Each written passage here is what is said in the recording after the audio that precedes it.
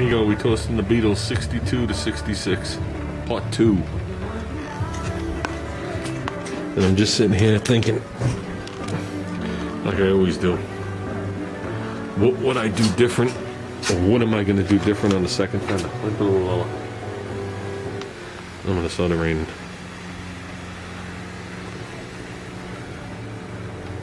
What am I going to do different on the second fender? Well, I'll tell you one thing I did do that was right. When I cut this square in the back, and I was originally going to cut it square in the front, like doing this round, I got zero warpage in here. If I would have cut this square, there would be a nightmare right here, right now. Okay, that's number one. That's the first thing, well, that's what I'm going to do on the second fender. Okay. Well, butt joints. There's definitely a debate on these butt joints. Okay, on a job like this, when I put this well on, I have to do a butt joint because technically the metal isn't long enough to do a flange joint. You have to physically make a flange on there, which causes all sorts of havoc. So say for argument's sake, I did the fender well like this and we get to the patches in the back. Now, I butt jointed those. Okay? In fantasy land, unless you're Superman, you're not just going to grind those things down, you know, and call it done. Okay, there's going to be Bondo involved. Okay, there's a lot of warpage when you do a butt joint. I don't care if you put one dot on there, wait a week, and put another one somewhere else. Something's going to come bite you. Okay, and I know everybody's saying that this is the right way to do it. Okay, for corrosion resistance and all that. But do you realize the whole entire car is held together with lap joints? And then seam sealed? There's not a butt joint on a car when they build it. Everything is lap jointed and then seam sealed. So what's wrong with doing a flange on here and doing a lap joint? Yeah, I know water can get up behind it, but you're going to seam seal it.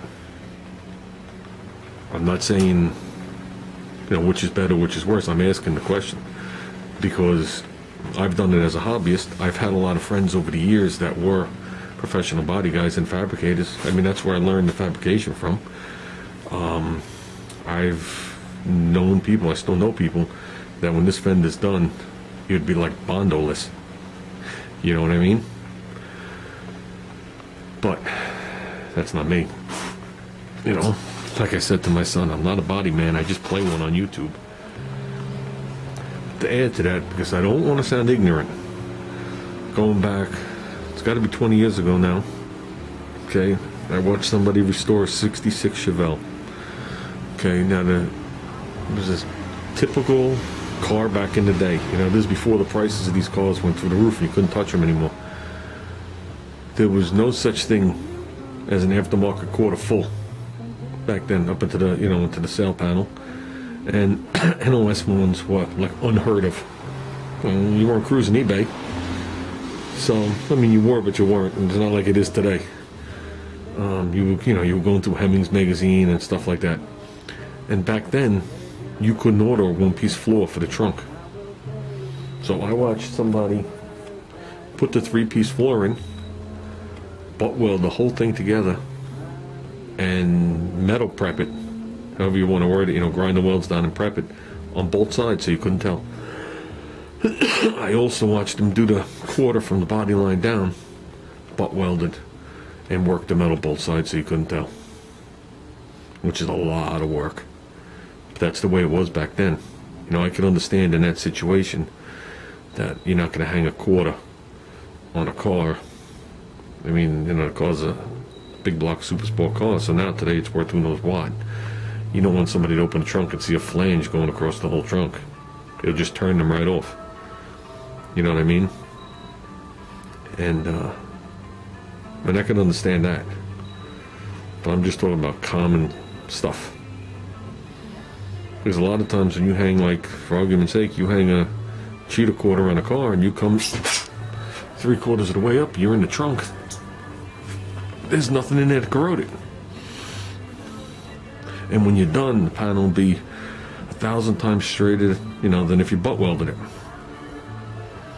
So, other than for aesthetics like that, I don't see the, and in other words, I'm weighing out the advantages and disadvantages. I'm not saying that flanging is the way to go. Don't get me wrong.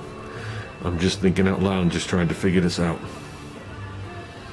You know, it's been a while since I did body work. Things have changed. You know, I'm learning that right now with the epoxy primer. When I was doing body work with these people 20 years ago, and that epoxy primer hit the scene, that PPG stuff, we took a piece of scrap metal. I've said the story before. We took a piece of scrap metal, threw it in the sandblaster, sandblasted it, coated it with a couple of coats. That's it. That's the only thing on it. With a hole drilled through it, hung it on a piece of line, and brought it down to the marina where we kept the boat. And that thing went in and out of the water through 2 tides every day for the whole season. And at the end of the season, it was done with no rust on it. So I don't know how much the chemicals have changed since then, but that bit to raw steel, and it obviously kept it from rusting.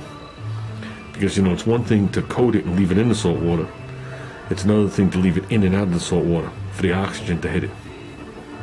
It's a totally different deal. That's like them testing it with a salt spray. They spray it because you need the oxygen too to make it rust. So, I mean, that I was impressed with that.